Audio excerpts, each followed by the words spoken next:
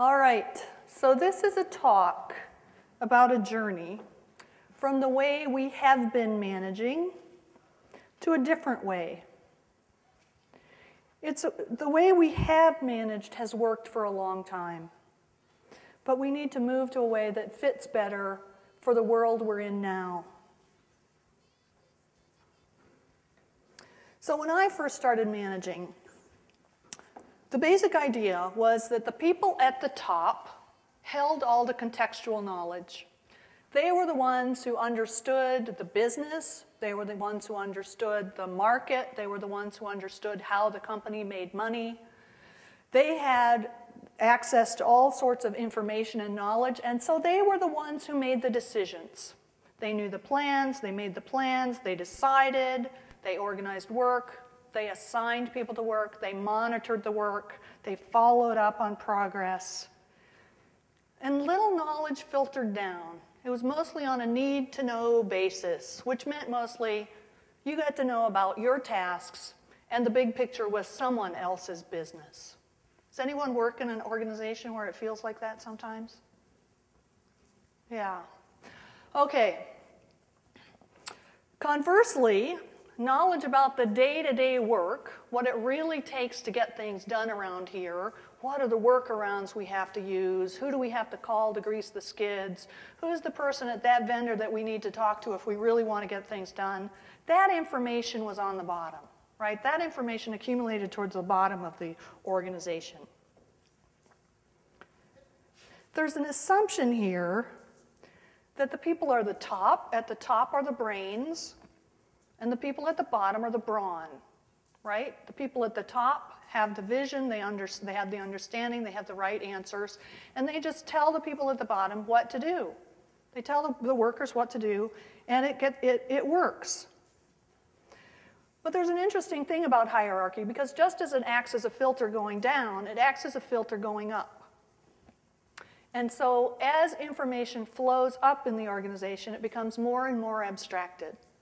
By the time information reaches the executive suite, it's been abstracted to numbers.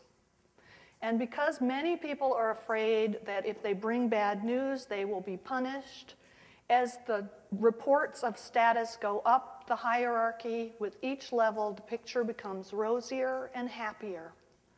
So by the time it reaches the top, it's pretty much worthless in terms of understanding what's going on at the bottom of the organization.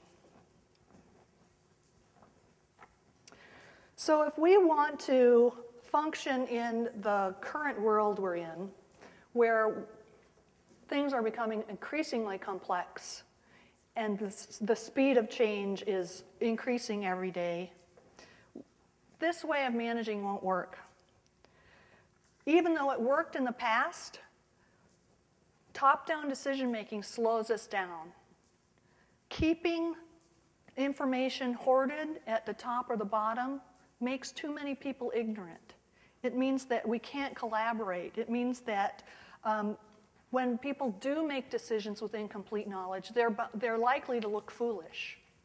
How many times have you heard someone from senior management make a decision and announce that we're going to do some wonderful thing, and you know from your on-the-ground experience that it absolutely won't work, right? And likewise, when people who are actually doing the work make a decision, they may not realize the implications of how it's going to affect other parts of the organization or how it's going to affect the market. So they look foolish. And it's because they don't have the knowledge. The people at the top don't have the knowledge about the day-to-day realities. The people at the bottom often don't have the knowledge about the context, the market we're in, how we make money, what we're trying to do with the company. So if we want organizations that are faster and more flexible, we have to make some changes. We have to move towards a different kind of management that is often called servant leadership. And that doesn't mean that the managers are the servants, that they are at the beck and call of the teams and they must come when someone snaps their fingers. I mean, I think some people have that as kind of an interesting fantasy as payback, but that's not really what we're talking about here. It's being in service to the team and in service to the organization. So this doesn't happen overnight. You know, if you've been in the mode of being the big boss who mandates and then monitors, it's not an overnight thing to wake up one day and then suddenly be the servant leader who says, well, I'm going to be in service to the group. I'm going to build capacity. I'm going to guide. I'm going to look out for the best interests and sustainability of the organization. It is a journey, and here's some help for the journey. I'm going to talk about 4 different things that managers can do, and people within the organization who don't have a management role can do to start that journey and have help along the way. So the first thing is about halting the oscillation pattern, and I'll get into that in just a second. Increasing the knowledge throughout the organization, changing and renegotiating the relationship between managers and teams, and then shifting the focus of management. So 4 things for help along the journey. So what often happens when organizations decide that we have reached the limits of command and control, we've reached the limits of being a big boss kind of organization, and we need the benefit of the team effect, we need to have more empowered teams, and we need to have self-organized teams, is that they focus on the positive aspects of that. So very often they start from the point where it says enter here, where managers are exhausted, they've noticed that there's low morale in the teams, that there's low engagement, that they're starting to see some turnover, and they want the positive aspects of the self-organized team and servant leadership. So they want to build capacity, they want better decisions, they want morale to go up, they want more buy-in, they want their teams to be empowered and engaged and accountable. And unfortunately, they don't focus on what are the potential downsides and how do we maintain more of the positive than the negative, right? There's a downside to everything you do, and if you don't manage it, you're going to be bitten by it. So what I see happen is the organization will declare, we are now an organization of self-organized teams, and we have servant leaders. But people don't quite know how to navigate that. So things start breaking down, and the teams start to churn, poor performers hide, managers don't really know what's going on, they're maybe afraid to say something to the team because they might say too much, they might push too much, they're self-organizing, I don't want to interfere, and that leaves the teams to churn. Pretty soon they realize that not much is getting done, decisions are taking a long time, so they say, we want quick decisions, we want clear reporting, we want clear delegation, we need to know what's going on. They want the upside, or the perceived upside, of having a big boss command and control organization.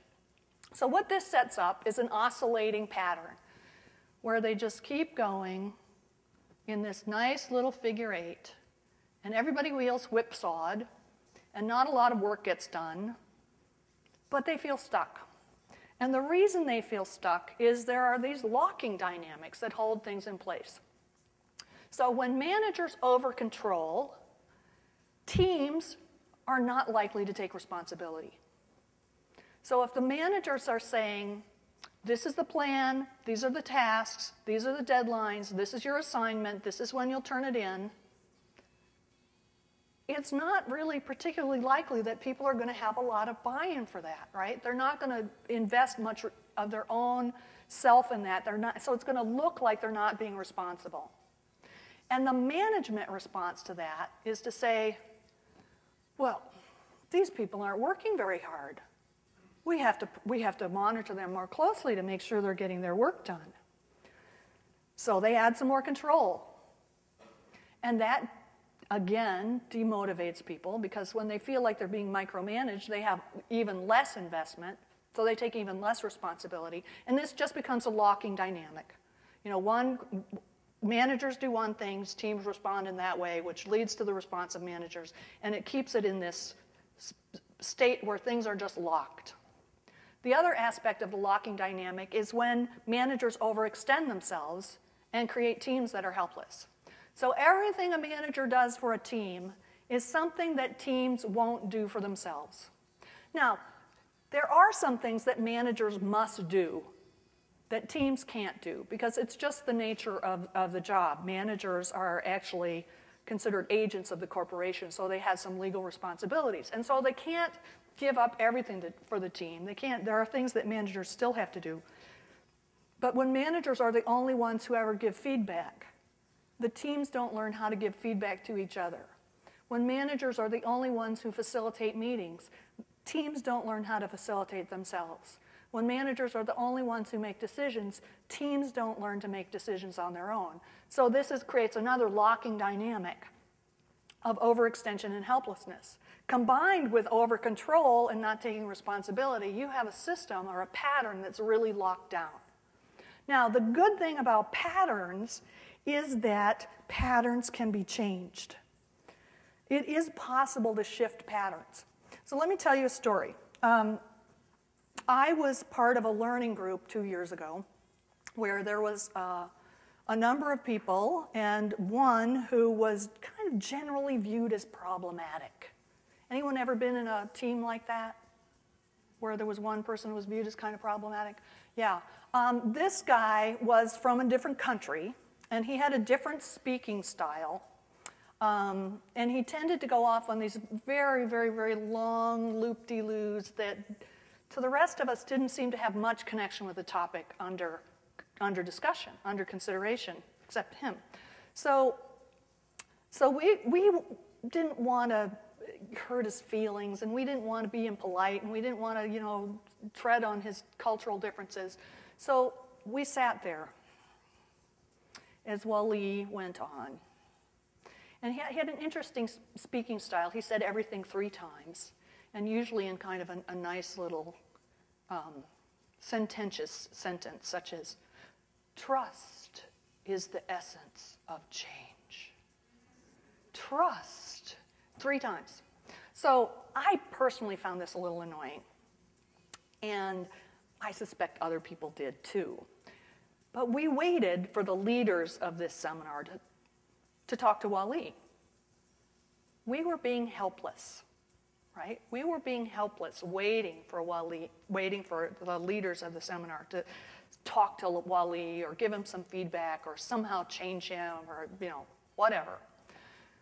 And one day I sat there and I said, Esther, this isn't one bad person. This is a pattern.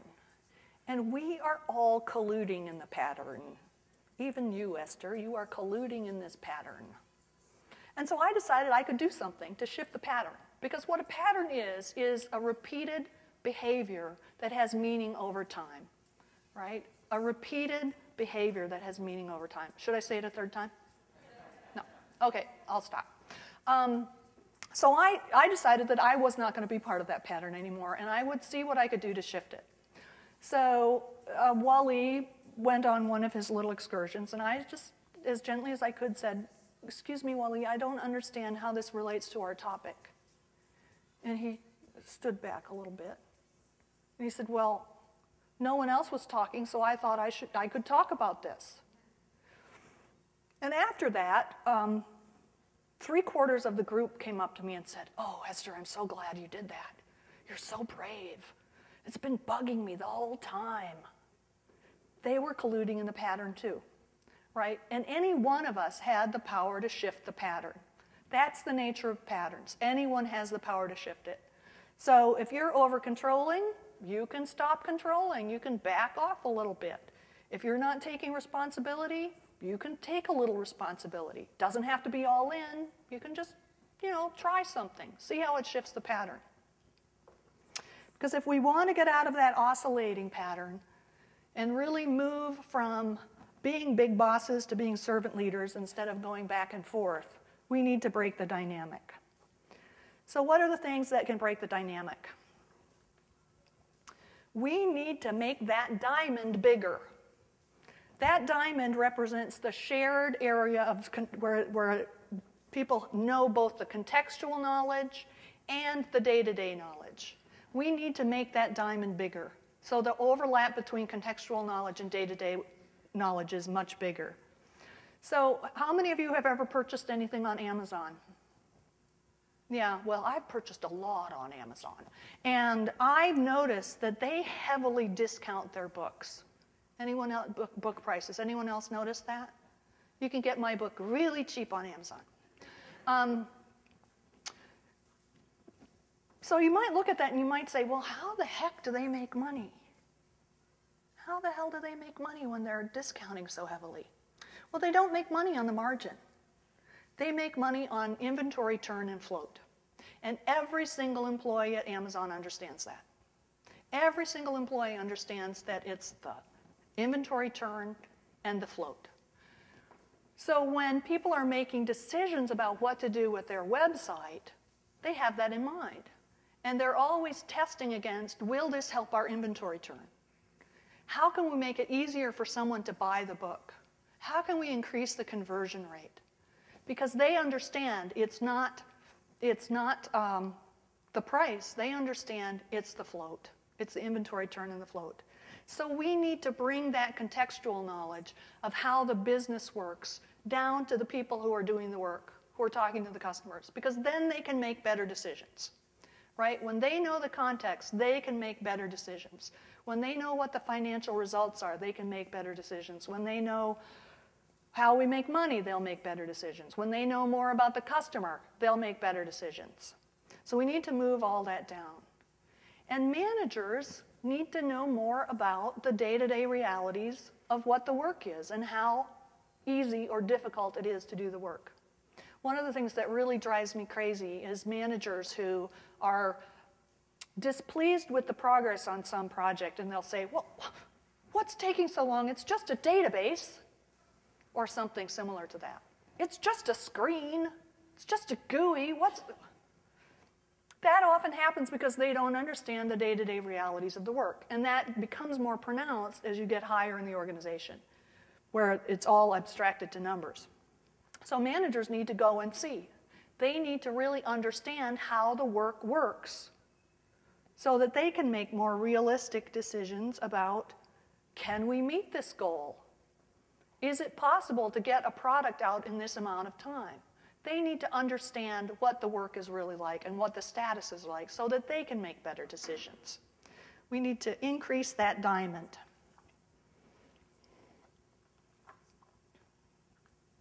The second area where I see teams and managers get all wound up and tripped up is in the area of decisions.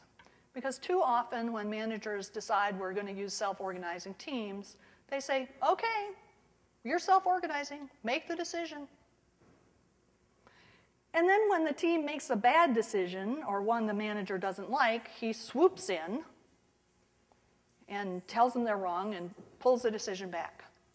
Or if they make a decision that really is outside of their authority, but they didn't know that, then the manager swoops in and takes the decision back. So it's very helpful to renegotiate explicitly what the decisions are. Now, as I said, some decisions stay with the manager. They'll always stay with the manager, right? Because there is a legal aspect to being an agent of the corporation. You probably don't want a team signing a $500,000 contract. I'm just thinking. But some decisions are shared decisions, where the manager and the team will make them together. How many of you were at Johanna Rothman's talk this morning? So the collaborative hiring decision, where the team interviews the candidates and then makes their recommendation, and the manager vetoes at his peril, is a shared decision, right? The manager needs to be involved because there are legal aspects to that, but it's a shared decision. I think most companies probably are not going to want teams to be making salary offers. I'm just thinking. Maybe Semco does. They might. But that would be a shared decision, but the salary would still belong with the manager because it's legal. And there are some decisions that are just entirely up to the team, right? How they organize their work, how they organize their task board so that it displays the progress of their information. There are things like that that are entirely up to the team. What are their core hours? What are their working agreements? What's their pairing schedule? Those are all completely up to the team. But it's helpful to know that. It's very helpful to know that. So I work with groups to just brainstorm all the decisions that they make over the course of a month or a week or a year and categorize them, and then look at, okay, in this situation, you know, this is a management decision, but I really need your recommendation. I really need you to do research on this. And then I'll tell you what I'm going to do with that information, and we'll work through it. Or in these cases, well, I need to be involved because of budget authority, but you know, you make a recommendation and I'll approve it. Or in this case, this decision, you know, decisions about what technology you're using, you need to consult with the group that's going to be supporting this in production, but if you can reach an agreement with them, then it's okay. I mean, different companies slice that up differently, but it's important that it be explicit because that helps to eliminate the stand back, rush in dynamic that happens when people are flipping back and forth between big boss and servant leader because they get scared that teams are going to make decisions that are going to have a bad outcome. So get explicit about those decisions. And if you tell a team that it is their decision, make sure they have the money to back that decision up. Because telling someone you're empowered, it's your decision, without giving them the means to carry that decision out, feels like you've got them on an awfully tight leash, right? And they can only run so far, and then that leash pulls up against their neck. And that's demotivating. Another tool I use with managers and teams who are making this transition is this little four-fold box thing where we say who has the knowledge, who has the responsibility, who can take action, and who will get feedback. And this helps us think about where decisions should rest. Now, the knowledge piece is sort of interesting because if you've had a team that is coming out of that kind of helplessness space, they may not have knowledge about certain things. They may not yet be ready to take responsibility. And that's where increasing the capacity of the team comes in. That's where the manager needs to act as a coach to transfer knowledge and transfer skills to the team. So, for example,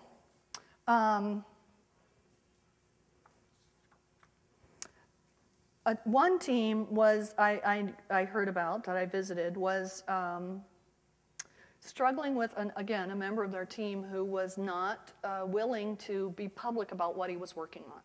Everyone else was putting all their tasks up on a task board and showing their progress and reporting at their daily stand-up. And this guy refused to do that. He would come to the daily stand-up sometimes, and when asked what he'd worked on, he'd say, well, I coded. And they'd say, well, what did you work on? I was coding. Leave me alone. Say, well, when is it going to be done? When it gets done. And so they remonstrated with him. They tried to get him to change his behavior. They told him the impact it was having. The team lead talked to him. So they did everything they knew to do, but they didn't have the authority or necessarily the knowledge of how to shift his behavior, right? Because they were kind of handcuffed in terms of any kind of consequences. So in that case, the manager needed to help them with some knowledge and take some responsibility.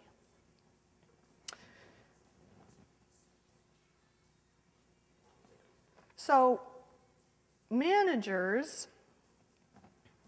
need to stand back, but not too far back, right? You need to stand back so that the team can begin to learn how to do some of the things, with coaching if they need it, but not so far back that they're left to churn. Not so far back that they're left to churn. The manager who left that team to figure out what to do on their own with that guy who was only coding and would never report anything else was maybe standing a little too far back. And the fact that when the team came to him and said, we really need help, he said, you're self-organizing now, it's your problem. He was standing too far back, right? He was in a position where he was likely to get back into that oscillating pattern where, because he was standing so far back, they would start experiencing the downside of being self-organizing, where they'd have churn, poor performers would be hiding out, they wouldn't be getting work done. And the impulse then is to go back into too much control. So you need to stand back, but not too far back. You need to be there if the team asks for help, right? It's always better if the team asks for help than to inflict help, because nobody really enjoys having help inflicted upon them. At least nobody I know. I mean, there may be some people. But generally, people don't enjoy having help inflicted upon them. So you can always ask. And you can always intervene if you're really concerned, right? If you're really concerned, you can always intervene. Now, there are a number of different ways to intervene. You can intervene on the process level, which is how we do things, or the content level, which is what we do. You can intervene in a supportive way or a directive way. So if you want to increase responsibility and move away from helplessness, it's most helpful to start with a supportive intervention on the process level. So an example might be, it seemed to me that you struggled with that decision. Would you like to learn some techniques to help make decisions? So that's a process, and it's supportive. It's not blaming, it's just observing and offering. An intervention that would be supportive on the content level would be, well, that decision didn't play out particularly well, but let's learn what we can from it, and let's review all of the technical considerations that went into it. Let's learn about what the strengths and weaknesses of that technology that you chose were, so that we can learn more about how that technology works, how you went about making your decisions. So there's a little bit of process in there too. But that's supportive. It's not blaming, it's saying let's learn from this. On the content, on the directive side, you could say, we're accumulating a lot of technical debt, and it's really starting to impact our ability to make changes in this software. So you need to find a way to improve the design. Improve the design is a process sort of thing, but it's directive. You need to find a way to improve the design. Being directive on the content would be, you need to learn how to do TDD, and here's the class I've signed you up for. Right? So there's a difference in there in how it feels to the team and whether it's going to push them back into helplessness or help them move towards taking responsibility. So you can always start at commenting on the process in the supportive way, and if that doesn't nudge the team, then you move towards supportive content and then towards supportive directive content, and then towards directive process, and then towards directive content. Did you follow that? Okay. Anyway, you start with the least intervention, and then you go to the most, right, when you need to. Because often our first impulse, because we've been trained this way, is to start with directive on the content. And that's actually very demotivating to people. Directive on the process is less so. But if you really want to move out of helplessness and move yourself out of being overextended as a manager, then stay on the supportive side. That'll help the team gain the skills they need. And they may need coaching, but that's okay. Transferring that knowledge in the long run will make both your work easier and increase the satisfaction of the members of the team. Now, of course, there's a limit to all of this. I talked to one group where they had decided that they really needed to move towards self-organizing and self-managing teams. And I actually see a difference between self-organizing and self-managing. Self-organizing says that they're organizing their own work, and self-managing says that they're taking care of a lot of aspects of the management.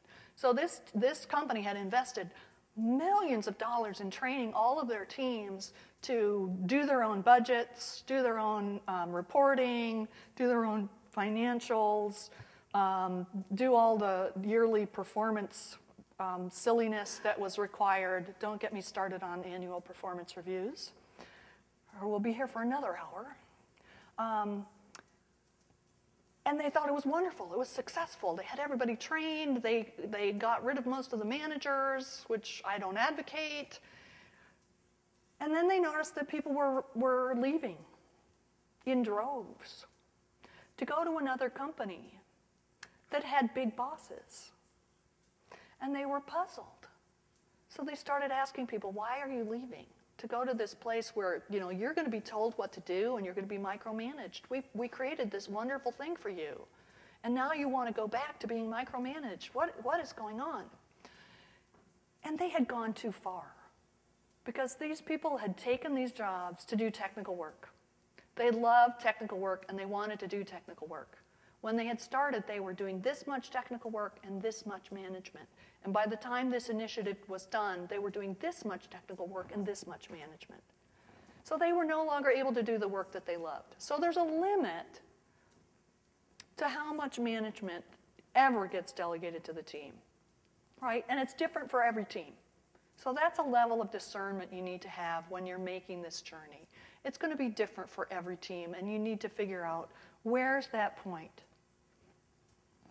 So that's about negotiating the relationship with the team, renegotiating that, so that it's really not so much the manager's up here and the team is down here, and the manager tells the team what to do in a paternal sort of way. It's more like they're here. We have different roles. We have different roles, and we work in partnership. Both roles are necessary for us to get done. That involves giving something up in some ways, right? That involves giving up our sense of caretaking. It involves giving up perhaps our sense of power. And that's a personal journey. That's a personal journey that people have to go through for a greater good of helping the organization really create better results. So, shifting focus, right? Shifting focus from directing, telling people what to do, to creating a workplace where everyone can be more successful. So I once, about 1 billion years ago, worked in a corporation. And the development department I was in was struggling a little bit. And so they brought in a new vice president, which is what companies often do when a department is struggling. They brought in a new vice president. And she was a no-nonsense kind of person. She was a no-nonsense kind of person. And she was going to clean house. So she called an all-hands meeting, everybody in the department, herded into a room, and she stood up there and said, well, you've had it too easy. I'm going to be looking around here, and I'm going to be finding out where the dead wood is. And once we prune out that dead wood, I'm going to figure out how to make the rest of you work harder. Well, that was an interesting start. And we kind of all knew that it wasn't going to be very fun there anymore for a while. She didn't last very long. But her questions are really interesting. Her questions are very, very interesting. Where is the dead wood? How can we get them to work harder? There's blame just embedded in the DNA of those questions. But they're also very limiting questions, because once you go down that path, you have shut off any other avenues of inquiry into what's going on in this department. Because you're looking for who's the dead wood and who's not working hard. So I think that when managers move from being big bosses to servant leaders, they need to change their questions. They really need to change the questions. Should I say it a third time? Okay, someone might now have given me feedback about my tendency to say things twice. And I guess I'll just have to take that in. Okay, so change your questions. This first set of questions is about the working environment for the team. So the first question is, how does the work really work? My experience is when I ask managers this question, they tell me something that doesn't really match what actually happens. And it's usually a fairly sanitized and uncomplicated picture. And when they draw the real picture, they start seeing all of the self-imposed communication overhead, they start seeing all the handoffs, they start seeing all the delays that are just built into the way the work works. And then they can start improving it, because now they see the picture, right? What information and tools do people need to do their work? I don't know how often that question gets asked in organizations, but it's an interesting one that might help the team realize that we're not just there to get them to work hard. We're going to give them what they need to actually accomplish something. So what practices hinder more than they help, and how can we improve them?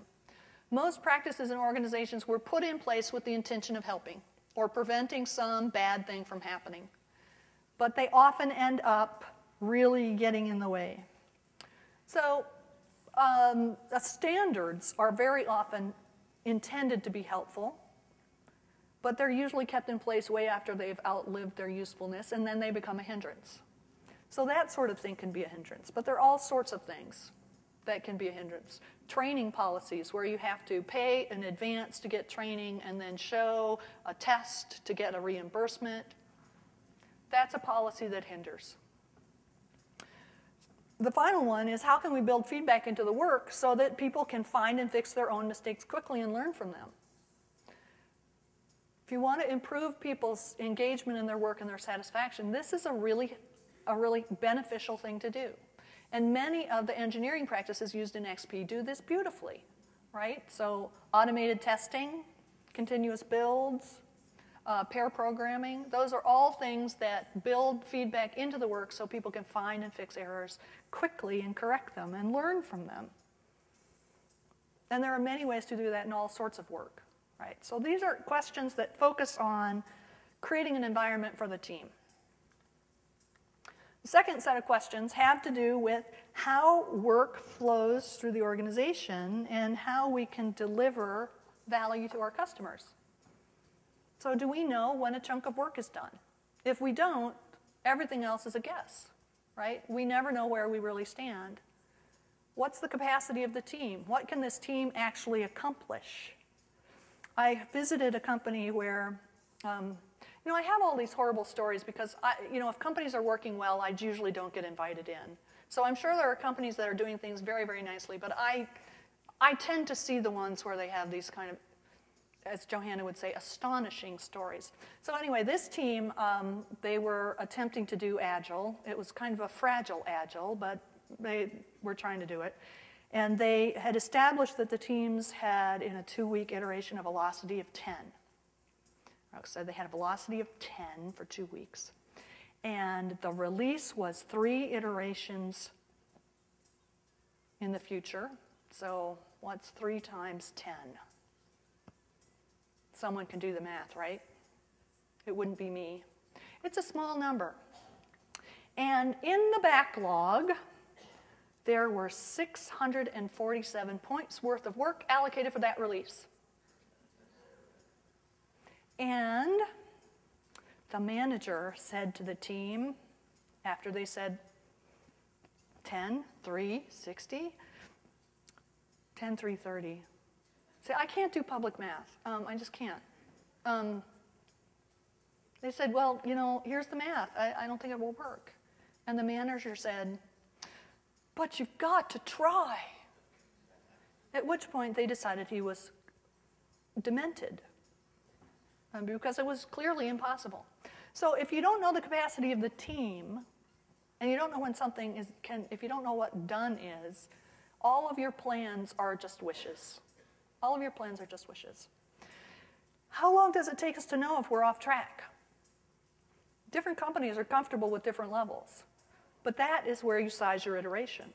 If you can tolerate being off track for a year, we can have year-long iterations. Most companies can't tolerate that.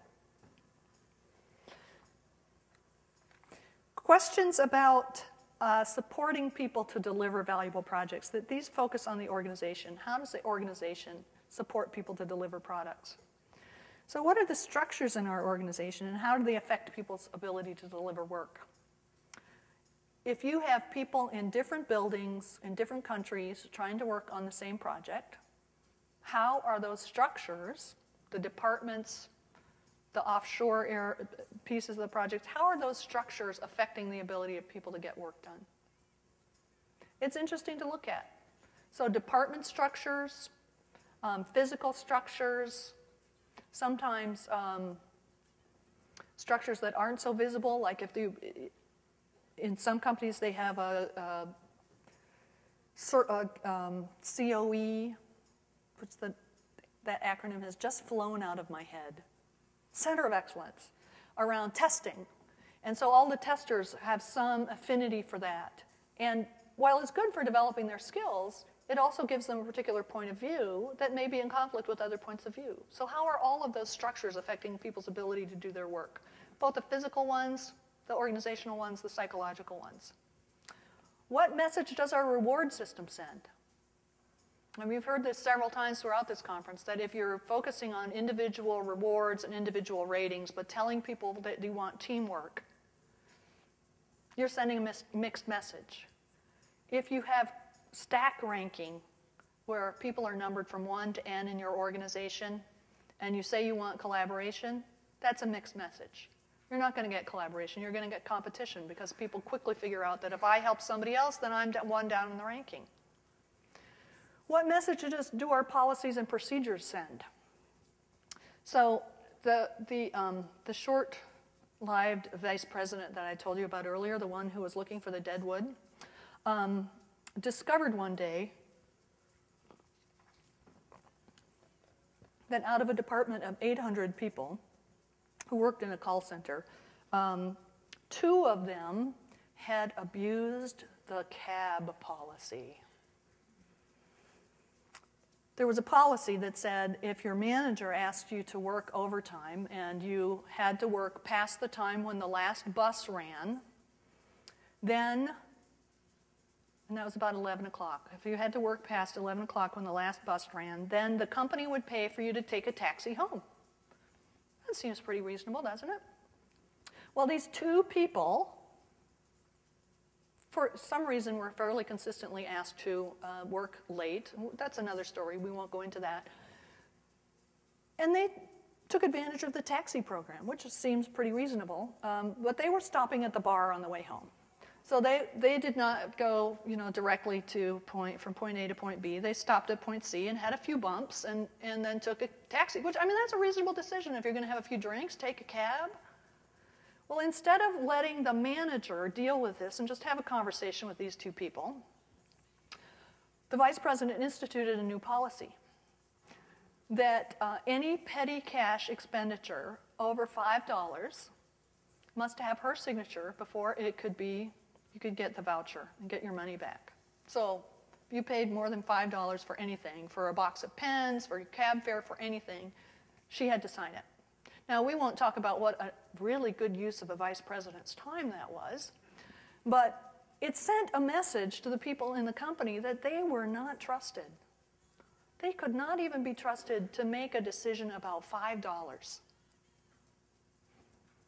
Now, that's an extreme policy, but there are policies in many organizations that send messages that are the opposite of what was perhaps intended, or that send a message that is actually counter to the results that the company says it wants to achieve.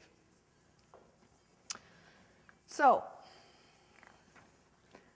the final set of questions have to do with how you personally are practicing management. What happens when people bring unwelcome news? One of the reasons that information doesn't flow up in organizations is because people who bring bad news are punished, right? And they may not be whipped, they may not be downgraded, but they make interpretations about when their managers, sound angry or look angry, and so then they're less likely to take the information. So how are you treating people when they bring unwelcome news? It's an opportunity to fix something. I heard a story about, it's not my story, I heard someone else, I can't remember who, told it about a project in I believe it was Denmark, where one of the programmers went into the vice president very early on in a project and kind of in a timorous voice said, well, we realize now we're not going to be able to get this done on the schedule you want. It's really going to take us at least 6 months longer. And the vice president said, well, good gracious, I'm glad you told me. Now we can make a different plan. So how you treat the news depends on what level of trust you're going to build and how much information is going to flow up to you. Because when managers shoot the messenger, they shut off an important source of information. So how do my actions as a manager affect the people that I work with? I met another manager. I'm sure there are wonderful managers in the world, and I've met many of them, but most of my stories are about the ones who were a little astonishing. So this guy was 6'7", really broad shoulders, really big guy. A habit of pounding the table for emphasis. And he wondered why people felt intimidated by him. No, I don't know, but if some really big guy were getting red in the face and pounding the table, I might feel a little intimidated. So how are your actions affecting? Well, probably not something that extreme, but how are your decisions playing out? How are your decisions affecting people? How are your actions affecting people? Are you helping to build trust and build capacity? Or are you stepping in a little too soon? Are you preventing the team? Are you keeping the team from an opportunity to learn something? Saving them from too many mistakes? What do I know that ain't so? Many of our current management practices are built on belief and not on data. Merit pay is one of them. It's a widely held belief that merit pay actually results in improved performance. And the research doesn't support that, quite the opposite. So we think we know a lot of things that ain't so. And it's worth kind of investigating some of those and challenging our own assumptions about how we manage, right? What management practices are we using in our own work? Stack ranking, another one that many people believe helps people perform better, and the data says no. So it's worth challenging those. And finally, what do I forget that I know, but I forget it when I get to work? I don't know if anyone else in this room is a knitter. Any other knitters in the room? Yeah, a few. I currently have, I think, 5 projects on the needles. And it's quite obvious that I am not making equal progress on all of them, nor am I making much progress on any of them. And I know that at home, but somehow, even though most people know that you can't do 5 projects and make good progress, somehow when we get to the office, we forget that, right? We forget that, and we ask people to multitask. We forget that common sense stuff that we know. So, moving from being a big boss to being a servant leader involves a journey on several levels. It's a personal journey about examining what we get out of being a manager and whether it's satisfying to us to move towards being in service to the organization, being in service to the team. Can we give up our need to protect and caretake and treat other people like adults and like partners? So there's a personal aspect to it. There's a practice aspect to it about just changing some of the practices we do, such as making decisions clear, decision ownership clear, changing the way we intervene in organizations. And there's the system aspect of it, of breaking some of those entrenched patterns that hold this oscillating system in place and hold helplessness in place, hold helplessness and lack of responsibility in place. And I hope these tools will help you on that journey. So I believe we have a little time for questions and answers. And maybe they'll actually turn on some lights so I can see who's in the room. Oh, thank you. So, I think the mics are on. If you have a question, I will do my very best to answer it, even though I'm sort of blinded right now.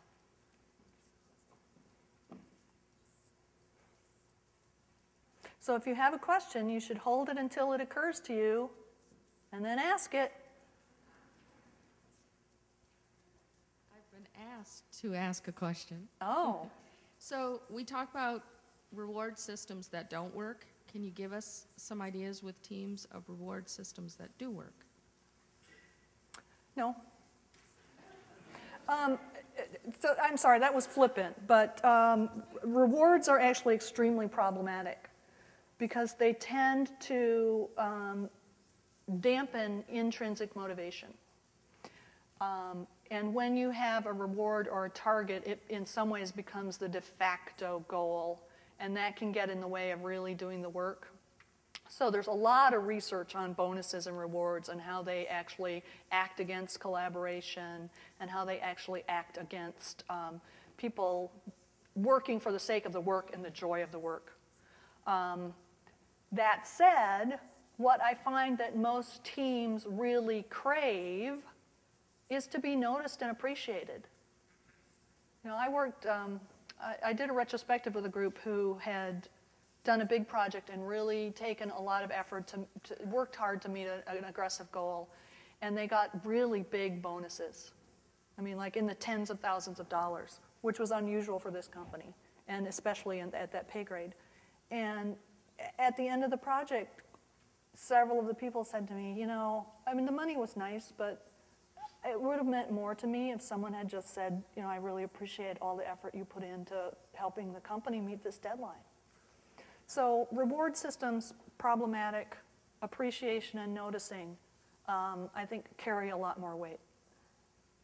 So this is not the answer anybody wants, but it's the answer based on the data.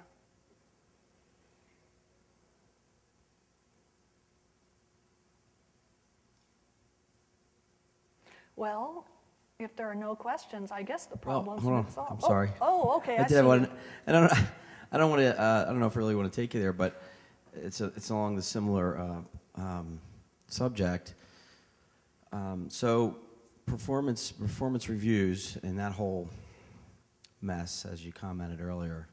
I necessarily don't agree with what that whole thing stands for and how it works, but I understand the need for something. Mm-hmm. Are there alternatives? And maybe you just answered it again with the big no, but. I absolutely think that people need feedback on their work. Right. I absolutely think they need that, but it's helpful to have it come from the work, or come from peers, or come from the manager, close to the event. Like waiting until the end of the year is not helpful, because that makes people feel like they've been set up, right? Well, if it was a problem, why didn't you tell me 9 months ago, right? So I think feedback throughout the year is really very, very helpful. And I think it's helpful to have a discussion about how the year went, and I think it's helpful to have a discussion about what might you want to work on next year based on what the implications of this year were. But I think you can have that conversation without tying it to a rating or a ranking, right? That rating and ranking, in many ways, backfires, right? Because people who, 80% of people think that they are above average, right? I mean, they do. And, I suppose if you've got the 20% that's really, really dismal, then 80% might be above average. I mean, mathematically, that could work out. But what happens psychologically, what that means is that if people think they are above average and they get an average or below rating, usually the impetus is not to say, oh, I must strive harder and get better. It's to defend, right? So then they go into a justification and a defense mode about why I really am better and why that manager is picking on me. So I think you do need to have those conversations, and managers need to make a judgment based on as many facts as they can muster about whether this person has the skills and the desire to do the work that they've been hired to do, right? And if they don't, then they need to be moved into a job where they can succeed, or move to the competition, right? And none of that requires an annual review or a rating, right? So we're relying on this kind of rating thing to do a certain function in the organization that it actually doesn't do. It's a valid function, but annual ratings and evaluations are not very good at accomplishing that. So a couple of interesting books. One is called Abolishing the Performance Review by Jenkins and Cohns, and there's a new one out by a guy who's at, I believe, UCLA, whose name starts with a C, and he had an article in the Wall Street Journal a few months ago. But there's another one that's real recent about that, and what alternatives there are. Great. Yeah, and if I could just follow up with another one. I also understand, have read some research on, certain cognitive jobs people aren't motivated by money, and I understand it's very interesting research. And but so is it the suggestion that really to do away with an annual increase and bonuses, or is it just some other way of delivering that? Well, you can have an annual increase, tying it to a performance evaluation almost always, and a rating backfires. I mean, there are lots of ways to allocate increases. It can be on the basis of market rates. It can be cost of living. It can be profit sharing. I mean, there's lots of ways to give people an increase. You know, if they are taking on more responsibilities. What generally backfires is the so-called merit raise, right? Yeah, I agree that it fosters more of a hero mentality than a team And effort. in terms of actually changing people's behavior, it's a kind of a blunt instrument. You know, it's not specific enough to really do anything.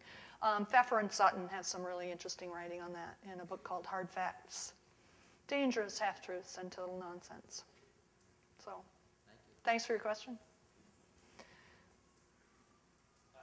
Okay, excellent.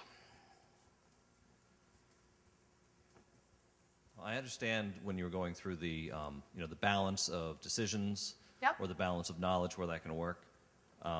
I am in the corporate culture. How do you see that? It's one thing for project teams or middle management, but corporate executives have a good thing going. So I don't know, do you actually see that model changing where they're going to share, if they're actually sharing the knowledge and the authority, they might not be able to keep that 90% of the income to the 10% of the rest of the staff. So do you see that playing out, or that's a huge culture shift? Well, there are some system scientists who would say that systems exist to maintain the comfortable lifestyles of those at the top. And based on the behavior that we sometimes see in the executive suite, and I can see where that could be true. I mean, if they really wanted to cut costs, they might get rid of the corporate airplane and the perks, right? So that is very entrenched, and there are companies where that has changed, right? Historically, the difference in pay between the lowest people in the organization and the highest in the organization were, it wasn't that big, but over the last few years, it's been getting huge. It's been getting larger and larger. So I think that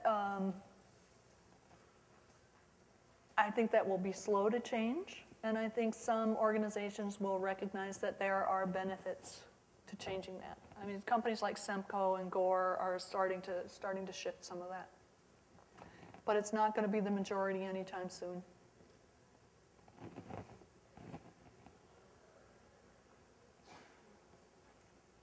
All right. Thank you for coming to my talk.